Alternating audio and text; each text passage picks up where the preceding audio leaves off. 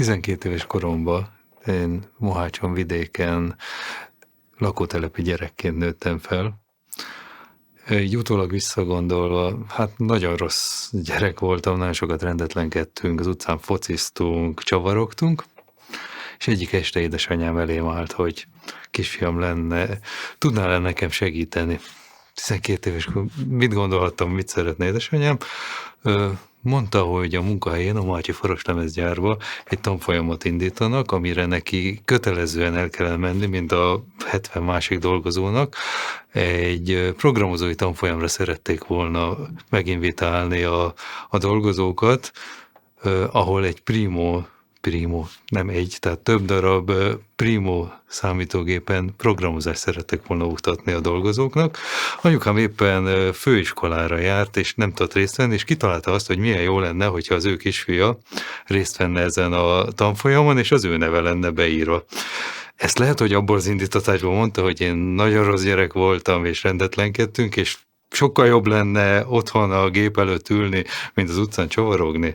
Vagy tényleg ez volt az igazság, amit ő mondott, ezt nem tudom, de engem beíratott a tanfolyamra. A tanfolyamot 50-70-en kezdtük, de én voltam a legfiatalabb. A többi ilyen 40-50 körüli ember lehetett. Nem volt hosszú a tanfolyam, azt hiszem 2 hónapos, és Basic-et kezdtek el oktatni. A résztvevőkből 3-an maradtunk a végére, és arra elég volt ez az alaptudás, hogy megszerettesse velem a számítástechnikát. Úgy éreztem, hogy megtaláltam, amit kerestem. Ez egy hülyén hangzik, egy 12 éves gyerek gondolata jól, de az önmegvalósítás egyik formája volt, tehát nagyon tetszett, hogy kigondolok, hogy írok egy kérdezfelelek játékot, és meg tudom valósítani. Akkor már többet szerettem volna, és elkezdtem az akkori újságokba programocskákat beküldeni, Mikroszámítógép magazin, Ötlet, Bitlet, amit nem az, hogy reméltem, de nagyon jó lett volna, hogyha megjelentetnek. Mindig kíváncsian rohantam az újságárushoz, amikor megjelentek az új számok, hogy hát ha bennem a programom, és benne volt, és megjelentek. De ezek egy nagyon kis utilok voltak, vagy kis játékok, de akkoriban nagyon jól fizettek érte az újságok, jött rózsaszín csekken a honorárium, és kezdett összejönni a pénzem. A Primo akkor már kicsi volt, és akkor kezdte és hozta be a Novotrade Magyarországra C16-osokat és plusz 4-eseket, amelyhez nem volt elég pénzem, de szüleim kiegészítették, és megkaptam az első Commodore 16-osomat, 12 KB RAM-mal, tehát bővítetlenül, amik nagyon-nagyon örültem, ki is bővítettem, és akkor lett egy ugyanolyan gépem, mint a plusz 4-es. Nagyon más volt, mint a Primo, viszont azért sokkal gyengébb gép volt, mint egy Commodore 64. Elkezdtünk, vagyis akkor még nem többes számban, meg egyedül elkezdtem kis játékokat írni, és elkezdtem játékdemókat beküldeni a Novotrade-nek, és úgy alakult, és kaptam megrendelést, hogy melyik játékot csináljuk meg.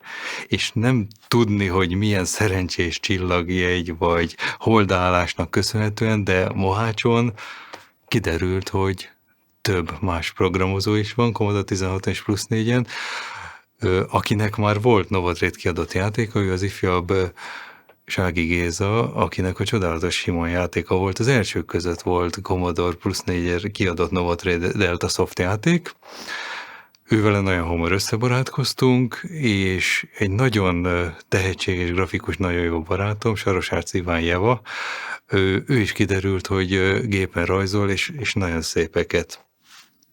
Kezdett a Mapmasters összeállni. Persze akkor még ez nem tudtuk, hogy mi lesz ebből, hanem csak együtt elkezdtünk játékokat írni, több Novotrade játékot kiadtunk.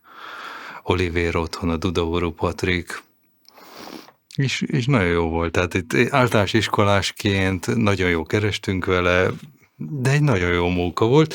Mindemellett megtanultunk programozni, mert azért alacsony szinten gépi kódban, nem basicben volt, tehát alacsony szinten gépi kódban megtanulni 10 évesen programozni szerintem teljesen más tudás, mint a mostani magas szintű nyelveken megtanulni programozni. A következő lépés az volt, hogy azért a Novotrade által nagyon sok Commodore 16 és plusz 4-es beérkezett az országba. Sóvárogban néztük a C64 tulajdonosokat, hogy nektek milyen játékaitok vannak, tehát plusz 4-en sokkal gyengébb hardware, igaz a processzor körülbelül nagyjából hasonló, de nincsenek sprite-ok, a zene is sokan meg fogunk sértődni, mint egy repett fazék a C64-hez képest, teljesen más volt, de azért mégiscsak voltak rá játékok, de az igény sokkal többre lett volna. Egyszer egyik barátomtól kölcsön kaptam egy Commodore 64-et, mondom, nézzük meg, hát lehetne ültetni a Commodore 64 játékokat plusz 4-re. Talán elsőként az országba kidolgoztam azt a metódust, hogy hogyan lehet úgy átkonvertálni viszonylag hamar. Tehát ezek maximum 1-1,5 órás procedúrák voltak, tehát a konverziókat kidolgoztam, hogy lehet átírni a Commodore 64-es játékot plusz 4-re. Rengeteget átírtam, tehát 100-asával átírtam a játékokat, jobbnál jobbakat, és nagyon-nagyon híresek, ismertek és elismertek lettünk. Természetesen azért a programozás megmaradt, és nem csak konvertáltam, és Jevával minden játék elé kis intrókat írtunk, demókat, megmutattuk a tudásunkat, de hát mégis csak a játék volt a főszerep. Ebbe a kis intrókba nagyon szép grafikák voltak, és persze hangzatos scrollok, mindenkit üdvözöltünk, bemutattuk, hogy mik voltak a színnek az eseményei, és nem az, hogy hibát, de elkövettük azt, hogy beleírtuk a címünket.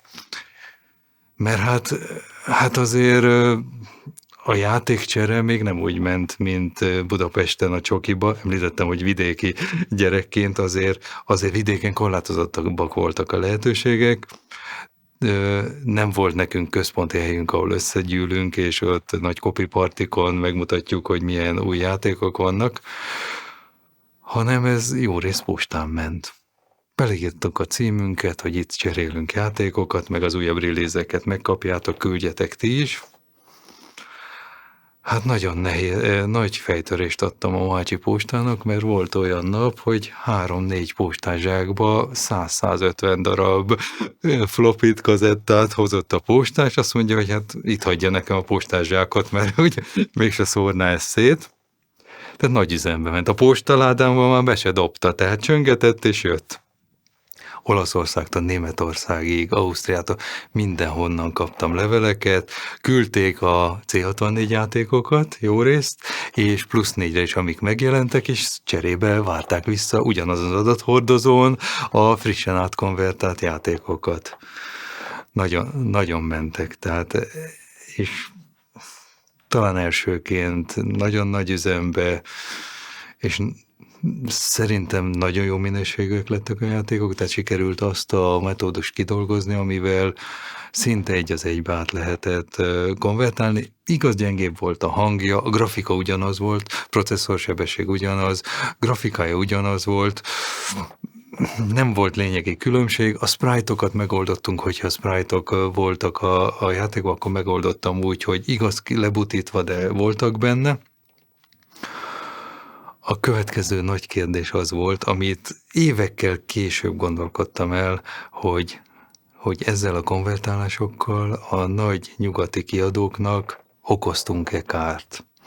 Így utólag belegondolva, véleményem szerint nem, mivel a nagy kiadók nem hiszem, hogy költöttek volna egy fillért is arra a budgetra, hogy 1 átírják, 2 kiadják, 3 terjesszék. Lehet, hogy lett volna piaca, de nem foglalkoztak a Commodore Plus 4 C16-tal, tehát én véleményem szerint nem okoztunk át nekik. nem is volt soha konfliktus, tehát mindenhol benne volt a címünk, nevünk, tehát soha egy nyugati kiadótól nem kaptunk levelet, hogy most akkor bármi követelésük lenne ez miatt tőlünk. Nem pénzért csináltuk, tehát saját magunk tizenévesek szórakozására, nagyon jó volt a hangulat, nagyon jó volt a csapat. Tulajdonképpen ez volt az indítatásunk. Egyetlen konfliktuson volt, ő is magyar volt, Rátka István, új vagy nyugat, bosszú, Budapesten egy műegyetem aulájában rendezett komputerkarácsony, az Istvánnak bemutatkoztam. Hát ne tudd meg, hogy én mit kaptam tőle, István elhordott mindenfélének, hogy képzelem, hogy én átkonvertálom a játékait, és hogy ezzel neki kárt okoztam, perre fenyegetőzött, mindent. Végülis megbeszéltük, és nem lett belőle semmi. Olyannyira, hogy később, amikor felkerültem a Kádas Gábor féle Humánsofthoz, az Istvánnal olyan jó barátok lettünk, hogy évekig együtt jártunk bulizni, együtt programoztunk, tehát mindenféle fejlesztésben, minden, tehát nagyon sok közös projektünk volt, nagyon jóba lettünk, akkor már senki nem emlékezett a régi Commodore Plus 4-es évekre. A konvertálások metódusa, volt olyan, hogy egy játék 10 perc alatt átíródott, abban nem voltak sprite-ok, és zenekonvertet kellett betölteni, és egy kis utilom volt, ami tulajdonképpen a megfelelő címeket átírta a plusz 4 megfelelőjére, és értékeket átállította. Itt most beszélek színekről, zeneregiszterekről, megszakításokról, minden. Nem volt egy bonyolult dolog. A sprite-ok átírása az kicsit bonyolultabb volt, erre voltak saját rutinjaim, viszont nem minden játékot lehetett így átírni, mivel azért a memóriát 100%-ig kihasználták. Tehát volt olyan játék, amelyikből ki kellett hagynom a zenét, és csak úgy lehetett átírni Commodore Plus 4-re, hogy sűrű elnézést kértem az elején az intróba, hogy srácok, byte-ra ki volt számolva a memória, ki kellett hagynom a zenét, csak azért, hogy ti tudjatok játszani. A játék 100%-os lett, tehát minden benne volt, kivéve egy darab hangeffekt és zene nem volt. Nem volt nehéz átírni a játékokat. Commodore 64 plusz 4 egy lemezegységgel, tehát tulajdonképpen barátaim azzal cukkoltak, hogy mindig mutatták nekem a mozdulatot, mikor mondtam, hogy na akkor átírjuk ezt a játékot. TV-kábel, áramkábel át a plusz 4-esbe, vagyis nem plusz 4-esben, bővített Commodore 16-oson volt, és akkor mindent átírtunk. Legyenek ezek demók is, effektek, játékok, tehát minden ment plusz 4-re. A konvertálásoknak az alapja szerintem a hiánypótlás volt, hogy nem voltak játékok. Tehát mi egyáltalán nem gondoltunk volna, hogy lesz egy ilyen szín, és ilyen ismertek leszünk. A Mavasters is csak úgy alakult, srácokkal minden szünidőt a Mohácsi Dunapart homokos partján töltöttünk, és egy jó sikerült csajozós, csajnézős délután után találtuk ki, hogy akkor legyen a csapatneve is Mavasters. Akkor még demókat írtunk és saját játékokat, utána jött a konvertálás, és ez egy jó hangzó csapatnév volt, meg mindenkinek megvolt a helye, grafikus, zenész, több programozó, tehát úgy tulajdonképpen a csapatok klasszikus felállása és nagyon jó össze volt szerintem rakva, gyerekfejjel az egész. Soha nem gondoltuk volna, hogy külföldre is fogunk kapni leveleket, elismeréseket, és ilyen ismertek leszünk. Nem ezért indítottunk. Igény volt rá, hogy a játékok át legyenek konvertálva, nagyon kevés, mint említettem, nagyon kevés játék volt, és ennyi. Tehát semmi más nem volt, se anyagi oka, semmi. Egyszer csak elindult, és nem is szépen lassan növekedett, hanem exponenciálisan. Soha nem volt a konvertált játékokra olyan igényünk, hogy anyagi vonzata legyen, és pénzt keresünk vele. Mivel mindegyik angol-amerikai kiadó volt, eszünkbe se jutott, nem volt e-mail, tehát Nem volt modem, nem volt internet, tehát örültünk, hogy a budapesti ismertebb plusz négyes arcokat telefonfülkébe fel tudtunk hívni. Soha nem gondoltuk volna, hogy most akár valahonnan, nem is tudom, hogy honnan derítettünk volna ki egy külföldi kiadónak a telefonszámát,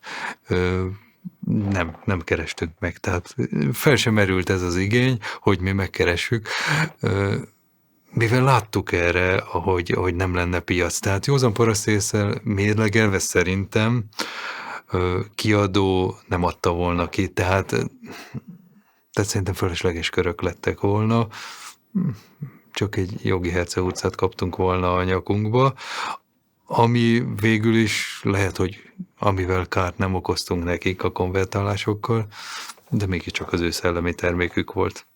Őszintén 13 évesen nem gondolkoztunk. És annyira elszigetelt kis ország voltunk, és mi nekünk gyerekfejjel a nyugat felé semmi rálátásunk nem volt. Nem is voltunk akkor még külföldön. Tehát később, amikor az első Amigáimat megvettem, akkor voltunk Ausztriában, onnan hoztuk be, ugye kokomlistás volt, nem lehetett behozni, de addig nem volt, tehát Budapestre is évente egyszer-kétszer jártunk, tehát annyira kis elszigetelt sziget voltunk ott Mohácson, hogy jó, nagyon sok játékot átkonvertáltunk, de nem tudtuk, hogy ez mit jelent. Konvertálások szerintem egy 2-2,5 évig mentek, és olyan 150-200 darab átkonvertált játékra teszem, ami előtt mindegyik előtt kis demo intrócska volt. Szép szám. Szerintem a plusz 4 és a C16 felhasználóknak 70-80%-a Magyarországon lehetett.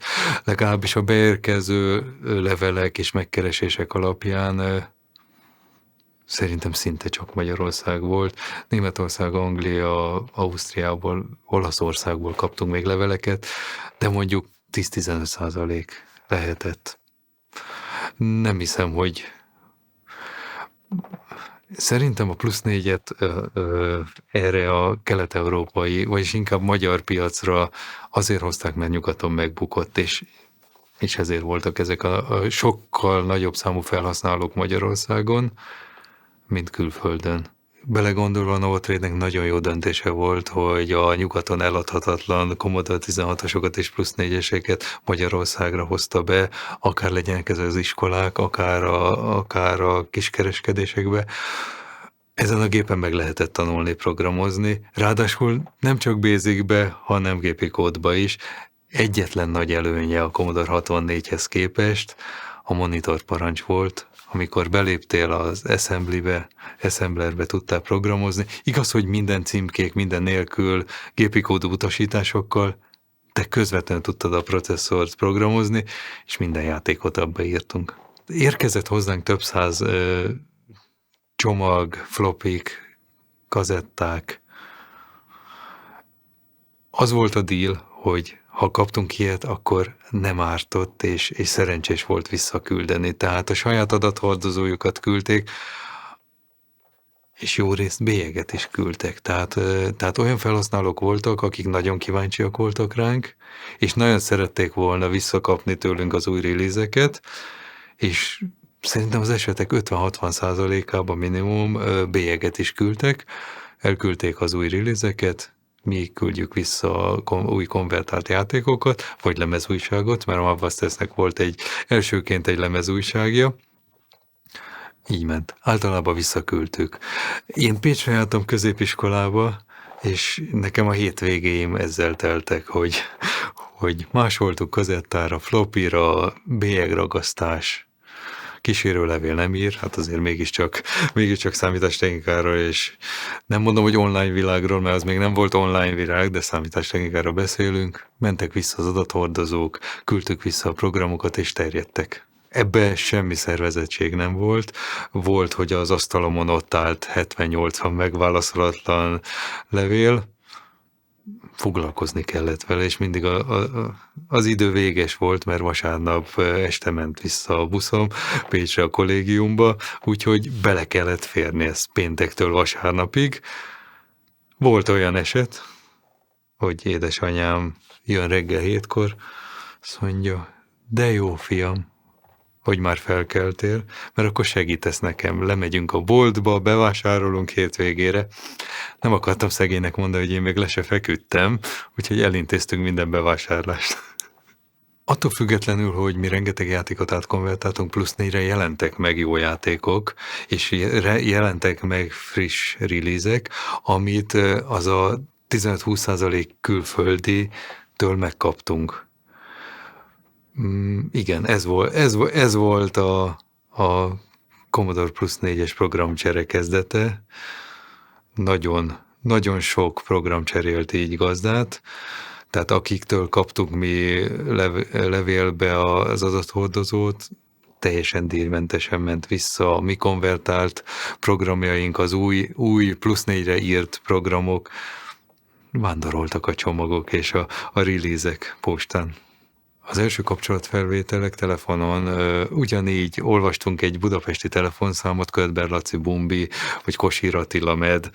Olvastunk egy telefonszámot, és felhívtuk a fülkéből, Mohácsról, és akkor általában ezeknek a beszélgetéseknek az volt a vége, hogy találkozunk Budapesten egy műegyetem karácsonyi partin, vagy Bitlet karácsony, vagy voltak évközben is szervezett partik, és ezek megbeszéltük, hogy ott találkozunk.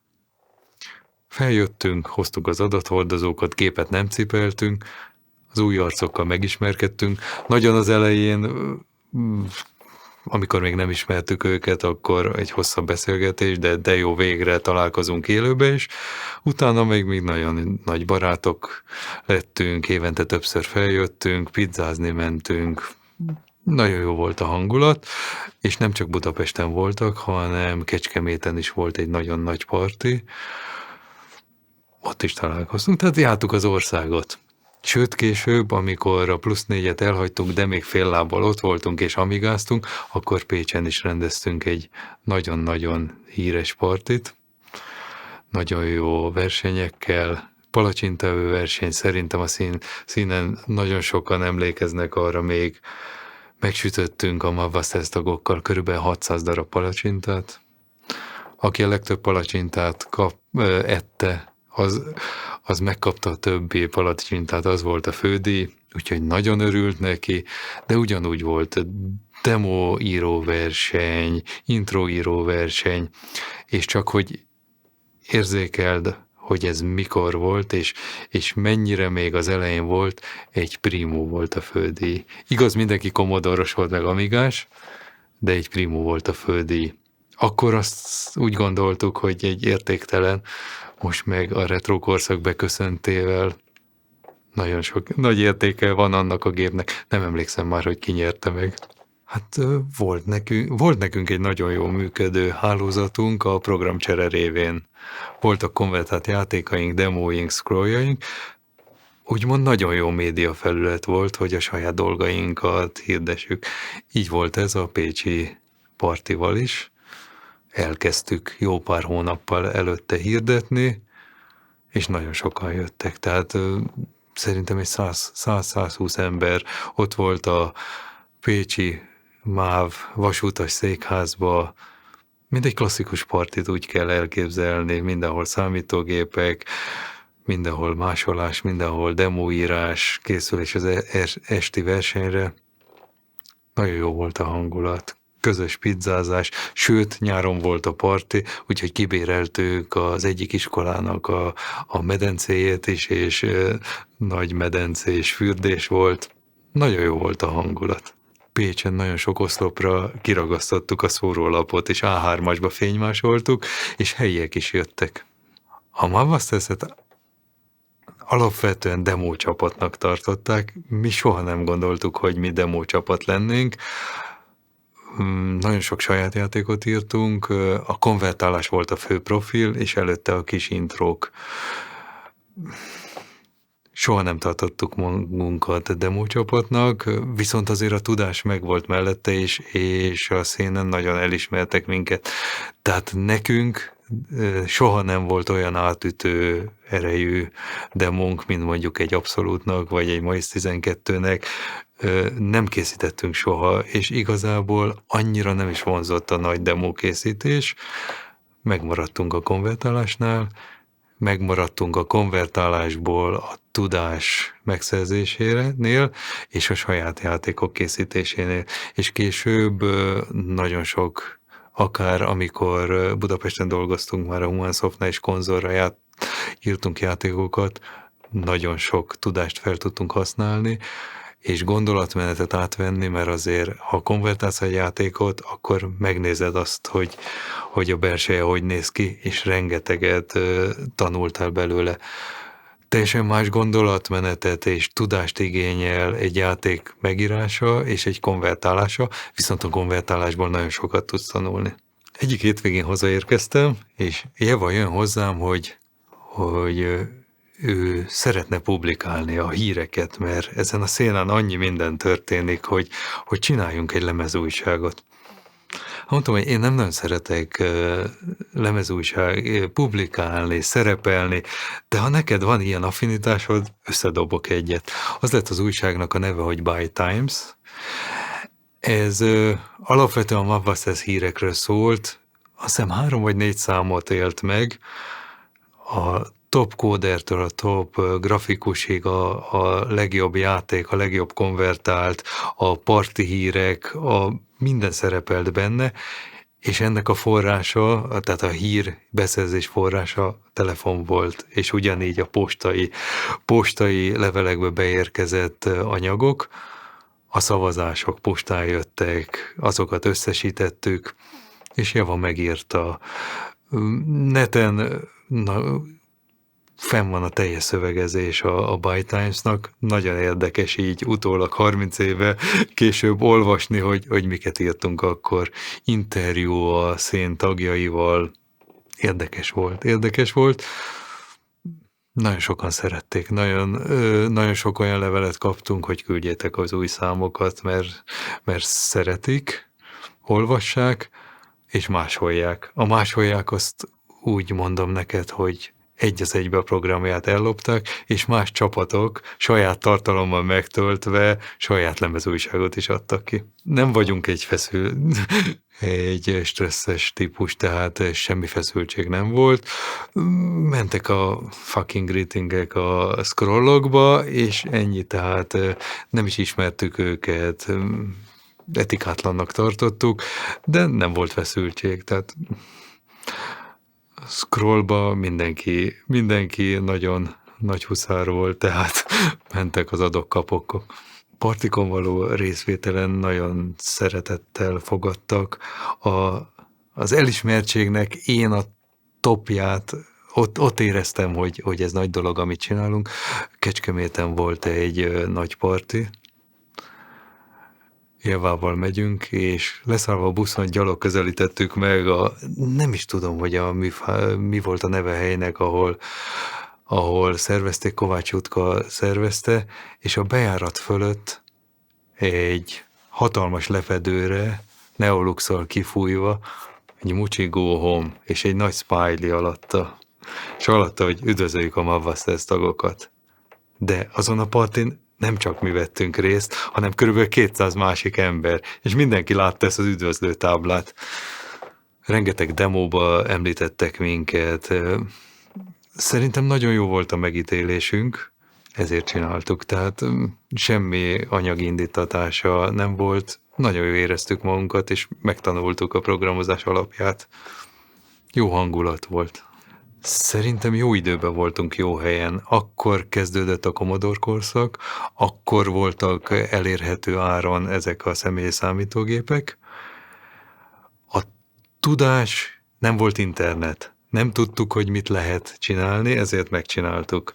Nem volt semmi dokumentáció, csak a gépre voltál hagyatkozva és magadra. Tehát volt egy processzor, ami jó esetben szereztél dokumentációt, hogy milyen alaputasítások vannak, de azt, hogy én hogy csináljam meg, milyen matematikája, fizikája legyen a dolgoknak, azt saját magunknak kellett kitalálni. Most az internetre felmész, és mindennek találsz dokumentációt, és egy alaptudással szinte bármit meg tudsz csinálni. Ott magadra hagyatkozhattál. Én szerintem megtették, és ugyanezt a tudást. Igaz, hogy a tizenévesek nagyobb számba lehettek, de megtették, mert a Novatrade játékokat ők készítették, és a mi korosztályunk és ő korosztályuk között van az a 15-20 év, tehát ők Budapesten voltak, idősebbek voltak, mások voltak a lehetőségei. Idősebbek is megtették, viszont kisebb számban voltak, szerintem. A demószín szerintem nagyon gyerekcipőbe járt akkor, és az úttörői voltunk. Idősebb korosztályt szerintem nem érdekelte, hogy egy pattogó labdát átmenjen a képernyőn, vagy rétrészbe ezt megmutassam, vagy ilyen scrollokat írjak. Tehát szerintem az idősebb korosztály, aki beszélünk a 80-as évek végéről, régen Cobolba vagy Force-ba kezdett el programozni, őt nem érdekelte, hogy Assembly-ben neki áll demót írni. Ez egy teljesen más irányú tudást és érdeklődést kívánt. Ez olyan volt, mint az első videóklipek régen. Tehát az úttörői voltunk. Amikor nekem felkeltették a Primo basic programozás az érdeklődésemet a számítástechnika iránt, és megtaláltam, hogy ez lesz az utam, akkor még számítógépek az iskolákba, talán egy-két Commodore 16-os volt, de akkor jöttek be nagy számmal. Matematika tanárokat átképezték, de nem értettek a számítástechnikához. Tehát amikor én Basic-et már ott hagytam, és gépi kódba kezdtem el programozni, akkor a tanároknak fogalma nem volt róla, hogy én miről beszélek. Tehát általános iskolában a számítástechnika szakkört én tartottam, nagyon csodabogárnak tartottak, de szerintem ugyanez a korosztály, mint az én korosztályom, ugyanígy volt általános iskolában, sőt, még középiskolában is ugyanez volt. Nem értettek hozzá, intézményesített oktatás nem volt számítástechnikában. Tehát a szakkörök is úgy néztek ki, játszunk Commodore-on, Commodore 16, Commodore plusz 4-en, egy-egy Commodore 64 volt, de elvétve, volt, hogy Primók, meg HT1080Z-k voltak, őskövületek, tehát azon semmit nem lehetett csinálni. Úgyhogy én tartottam a szakkört, én adtam át a tudásomat többieknek, de igazából annyira nem érdekelte őket, tehát akkor ez még nagyon kínai volt. Sikerült szereznem egy Commodore 64 gépi kódú programozása könyvet, amiből ugye meg tudtam tanulni az alaputasításokat. De plusz 4-hez regiszterleírás, hogy a képernyő memória hol van, hogy a zenét hogy kell, semmilyen nem volt. Viszont azért voltak kiadott játékok, és azoknak a szétszedésével tanultam meg, hogy kell képernyőn mozgatni, hogy kell színeket váltani, hogy kell megszólaltatni a hangcsipet. Ezt magunktól tanultuk meg mindannyian. Később, mikor megismerkedtem Gézával, vagy még volt jó pár programozó srác Mohácson, együtt kialakítottuk azt a rendszert, amivel tudtunk játékokat írni. Utólag visszanézve nem volt egy bonyolult dolog. Tehát nem kellett volna egy olyan dolognak tartani a többi embernek, hogy ez lehetetlen megoldani, mert le kell ülni, heteket foglalkozni vele, és meg lehetett tanulni programozni. A játékok szétszedése és a tudás megszerzése alapvetően a lustaságomból indult, mert egy játéknak azért kíváncsi voltam a végére, de azért nem lett volna időm, órák, hetek, napok, mire végigjátszam, úgyhogy az örök élet megkeresése indított el ott, hogy belenézzek egy játékba. Mikor megvolt az örök élet, akkor mondjuk nézzük meg, hogy a képernyőkezelést hogy csinálja, hogy mozgatja ezeket az objekteket ez a játék, hogy csinálja a zenét, és szépen a játékba előkerültek azok a részek, amelyek az adott funkciókat végzik. Ebből az ember nagyon sokat tanult. Tehát nagyon sok olyan hardware programozási részt lehetett belőle tanulni, amit soha nem is írtak le sehol. Szétszettük a játékot apró darabjaira, ez mind a beépített monitorprogramnak köszönhető.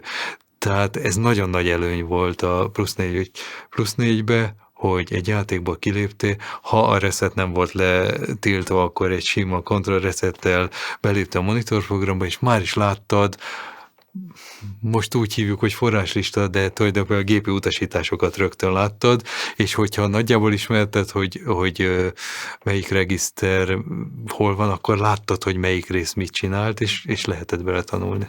Engem mindig érdekeltek a játékok. Tehát amikor még Primum Basic-et oktattak, tehát az a néhány alkalom, amikor megszerettettek, már akkor kérdezfelelek, meg gondoltam egy számolt kis játékot írtam, tehát valahogy mindig is vonzódtam a játékok iránt, de nem olyan szinten, de nem játék szinten, hanem mindig is a belső része érdekelt a játékoknak. És akkor az örök életek révén, meg hogy belenézzünk a játékokba, jött az, hogy nekem komolyabb játékokat kellene készíteni.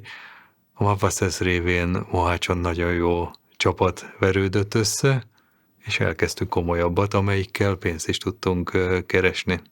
Nem tudom, hogy miért, de 80-as években volt Novotrade-nek Pécsen egy irodája. És oda én, mint általános iskola vége, középiskola elejé becsöngettem, hogy hát itt lenne egy demo kezdeményem, ez érdekelne titeket. Felhozták Pestre, megnézték, és körülbelül szerintem akkora hiány lehetett a játékokból, hogy ezekre rögtön azt mondták, hogy jó, kiadjuk. Persze rengeteg változtatás, tehát az Oliver otthonából, ami egy macska maszkált egy labirintusba, át kellett dizájnolni a főszereplőt, rengeteg hibalistát küldtek, tehát beleszóltak, tehát nem úgy adták ki, hogy de jó, írtatok egy játékot, hozzátok egy az egybe megy a sokszorosításra, hanem buglisták voltak, tesztelték komolyan. Mi soha nem tapasztaltuk eddig még, tehát otthon írsz egy játékot, akkor jó, tesztelem, játszok vele 10-20-30 órát, szerintem kész van, mehet. Itt azért komolyabb volt. Láttuk az előző filmben Novotrade milyen komolyan vette a kiadásokat, a buglistákat. Ugyanez volt Commodore Plus 4-en is. Igaz, kicsit kisebbe, de ugyanúgy működött. Őtőlük nem kaptunk storyboardot sohasem, nem kaptunk olyat, és fel sem merült, hogy például a Commodore 64-es játékokat átírjuk. Volt egy kapcsolattartónk, akivel telefonon értekeztünk, vagy személyesen, és hogyha volt egy újabb ötletünk, akkor bevittük, megnézték, kiadjuk, vagy nem. Ennek az együttműködésnek az Amigára történő átvonulás vetett véget, kinőttünk a Commodore Plus 4-et, meg hát kezdett is megkopni a fénye, úgyhogy amikor összejött a pénz, és tudtunk venni egy Commodore-t, de a Mapmasters csapat mindegyikéről beszélünk, akkor átmentünk Amigára, ott folytattuk, és ott csak játékprogramozással foglalkoztunk, tehát ott is a Mapmasters demo csapatnak írták, de mi nem készítettünk soha olyan nagy horderejű demót, ott elkezdtünk nyugati piacra Amiga játékokat írni. A Commodore 64-es demo színhez képest azért sokkal kisebb volt a plusz 4-es demo szín, viszont nagyon erős volt, és nagyon komoly alkotások születtek. Tehát egy erőfitoktatás volt, hogy mit tudunk kihozni ebből a kis hardwareből, és az mennyivel hasonló, vagy talán még jobb is, mint Commodore 64-en. Emlékszem, műegyetem, komputerkarácsony, megírtam nem emlékszem a nevére mi volt, Mapmasters demo, felhoztuk, kiraktuk nagy tévére, és mondtam, hogy nézzétek meg, láttok-e valami furcsát benne, és elkezdtek mozogni a scrollok mindenfelé, és egyszer csak valaki megszólal, hogy te Mucsi, te megcsináltad az FL-it +4-re. Hát mondom, látod, de hát ezt nem is lehet, a hardware-ben ezt nem lehet. Mondom, ugye megy, nézd meg. Tehát akkora meglepetés volt, hogy megcsináltam azt a többszínű grafikát, ami eddig Commodore 64-en létezett, és így a grafikusok tudtak FL-i grafikákat a későbbiekben csinálni, de eddig az időpontig mindenki azt mondta, hogy nem lehet megcsinálni, és pont egy ilyen komputer karácsony bemutatójára készítettem egy olyan demót, amivel bebizonyítottam, hogy lehet. Komputer karácsonyok, a copy partiknak, ugye a heti csoki partiknak a megkoronázása volt, egy évben egyszer volt, műegyetem aulájában több szinten, mindenhol komodorokat láttál, rengeteg ember, tehát szerintem ott nem is 100-as, hanem 1000-es nagyságrendű, több napos rendezvény volt, tehát szállást béreltünk, több napig fenn voltunk, közös pizzázás, az ország minden demócsapata, Sweppere összegyűlt, partiztunk, nagyon jó volt. Tulajdonképpen programcsere alapja volt, a demócsapatok összegyűltek, beszélgettünk, demók készültek ott, kezdtük kinőni a +4-et, és hát kézenfekvő volt az Amigán folytatás. Magyarországon nem lehetett beszerezni az Amigát, úgyhogy távolsági busszal kimentünk Bécsbe, Mariahilfestrasszére, megvettük az Amigát, doboz nélkül, minden nélkül nejlonszatyorba behoztuk, nehogy véletlenül valakinek feltűnjön. Emlékszem, Pécsről busszal mentem haza, állni kellett, és a kezembe volt az Amiga, és nagyon-nagyon féltettem, hogy semmi baja nem legyen. Hát életem első Amigája, hát aranyat ért. Hazamentem, bekapcsoltam, és az az érzés, hogy megvolt az első Amigám. Nagyon gyorsan akkor be is fejeztük a +4-es pályafutást. Nagyon sokan visszavártak, és mondták, hogy miért, nem lehetne párhuzamosan mindent, de én úgy gondolom, hogy az volt a jó döntés, hogy csak az Amigára koncentráltunk. Amigának akkor sokkal több dokumentáció volt, mint a +4-en való kezdetkor, úgyhogy elkezdtünk játékokat írni, csapat megvolt, elkezdtünk nyugati piacra játékokat írni, és volt egy szerencsés találkozás. Nem tudni, hogy minek folytán, de Pécsen középiskola végéről beszélünk, főiskola elejéről. Egy szerencsés találkozás révén összetalálkoztam Dragon Gyurival, aki nem tudni, hogy azért, mert az Abandoned Places készítőivel konfliktusa révén menekült Budapestről, vagy amúgy is szeretett volna egy kis vidéki levegőt szívni, de leköltözött együtt velünk egy albérletbe Pécsre, és együtt kezdtünk el Amigán játékot fejleszteni. Dragon Gyuri ugye nagyon jól beszélt angolul, spanyolul, ő Kolumbiába járt egyetemre, kapcsolatrendszere megvolt, úgyhogy ő látta nagyon a fantáziát bennünk, és ismert is minket, tehát ismerte a +4-es munkásságunkat. Ő volt, aki el tudta adni a mi játékainkat. Úgyhogy elkezdtünk Amigán játékokat írni, Fatman, Logit, Kitpool, nagyon sok játékot írtunk, jó részt angol kiadók adták ki. Nagyon szép korszak volt, Dragon Gyurival egy albérletben, nagyon sokat jártunk bulizni, nagyon szerettem a Gyút, nagyon intelligens volt, nagyon kár, hogy elment. Az értékesítést és a kapcsolatrendszer kiépítését teljesen rábíztuk. Az előző kiadott játékai révén azért megvoltak neki a kapcsolatai, de nem volt egy rózsás viszonya velük, voltak ott konfliktusok az Abandoned Places, mind a készítőkkel, mind a kiadókkal, viszont Gyút soha nem kellett félteni. Beszéltem a +4-es játékcserékről, kicsit modernizálódott, és ugye Amigára is kellettek nekünk programok. Kitalálta a gyú, hogy akkor csináljunk egy BBS-t. Albérletbe egyetlen telefonvonalon megcsináltuk az AGA-in nevezetű BBS-t, aminek a sziszopja Dragon Gyuri volt, kósziszopja én, nagyon szépen hangzott, és rengetegen hívtak minket, Argentinától, Amerikáig, Angliát, mindenki, töltötték fel a programokat, töltöttük le, minden új release megvolt, és igazából oda szeretnék erre visszautalni, hogy a gyú a kapcsolatait is így építette ki. Ő rengeteget csetelt, tehát éjjel-nappal a monitor előtt ült, mindenkivel csetelt, és olyan kapcsolatrendszert épített ki, főleg angol kiadókkal, akik kiadták a játékainkat. A BBS-ünkön nagyon sok friss anyag volt, külföldieknek nem volt rádió, tehát annyit töltöttek le és fel, amennyit akartak.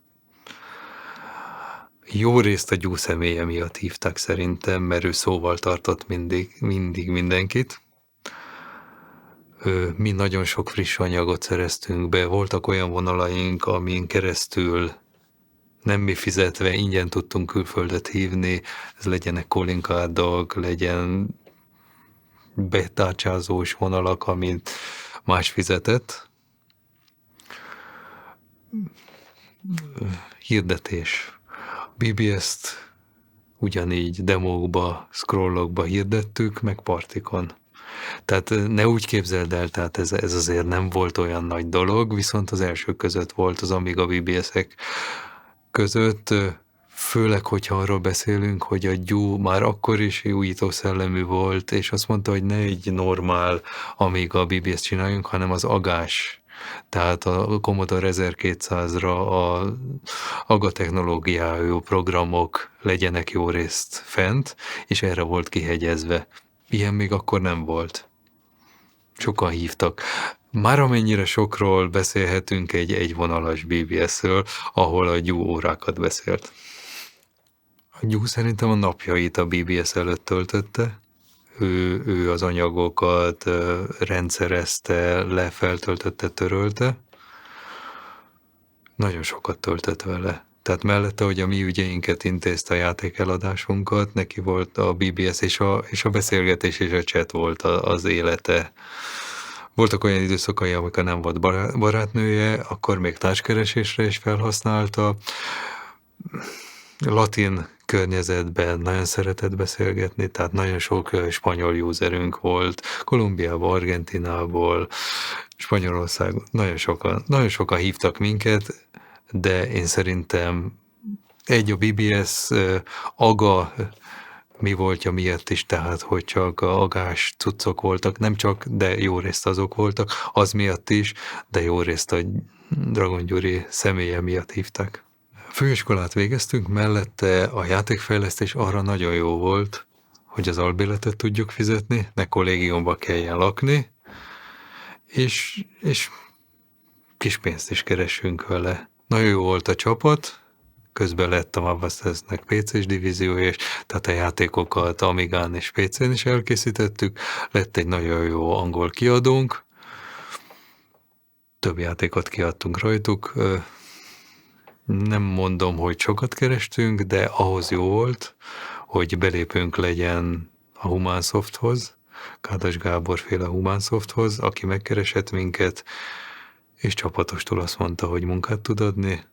Tehát van egy jó és egy rossz hírem, mondta Gábor, mi a jó, van egy amerikai munka, mi a rossz, holnap kellene kezdeni, úgyhogy így, ha nem is holnap, de azt hiszem ez egy pénteki napon történt, de azt hiszem, hogy úgy emlékszem, hogy hétfőn vagy kedden már Budapesten laktunk. És kezdődött a klasszikus kocka élet, a Humánsoftos fejlesztés, amikor 15-en laktunk egy nagy szobában, matracokon aludtunk, ha nem matracon aludtunk, akkor az íróasztal alatt, klasszikus játékfejlesztés élet.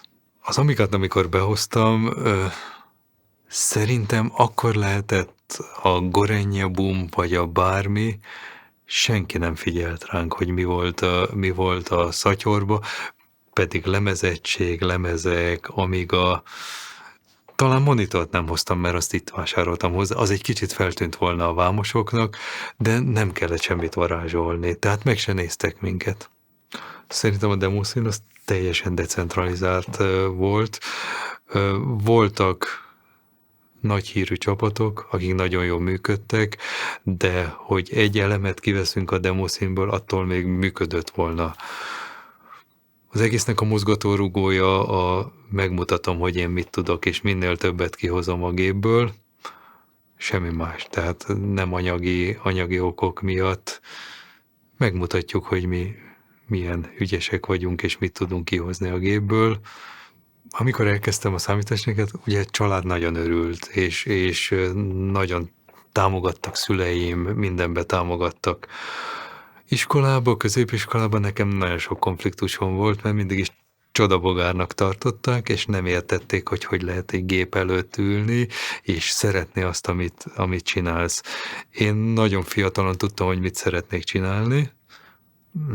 Nagyon sok konfliktusom volt középiskolában emiatt, hogy akik nem tudták, és a mai napig segédmunkásként dolgoznak a sörgyárba például, és középiskolába vagy általános iskolába az egyik legmenőbb osztálytársaim voltak, és a legtöbb konfliktusuk volt minden osztálytársammal.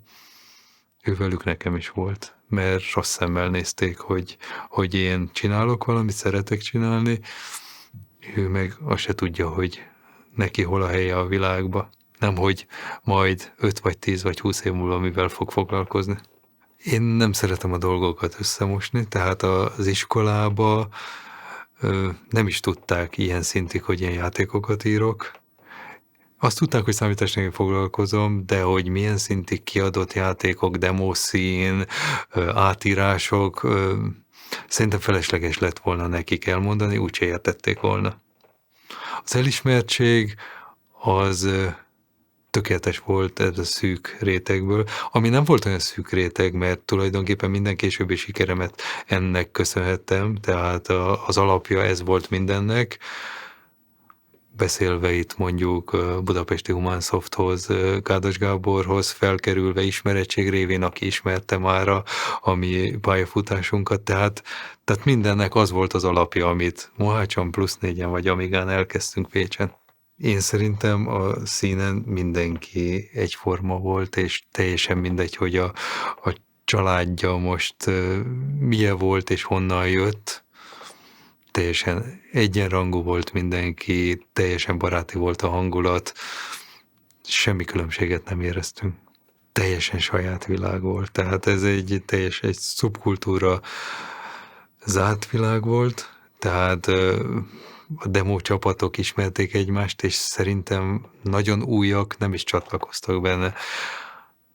Saját sajtója megvolt, lemezújságokon keresztül, saját nyelvezete, tényleg ez a magyarított angol, egy saját szubkultúra, ez egyértelmű, hogy saját kis szubkultúra volt, saját kommunikációval zárt volt. Tehát névről mindenki ismert mindenkit.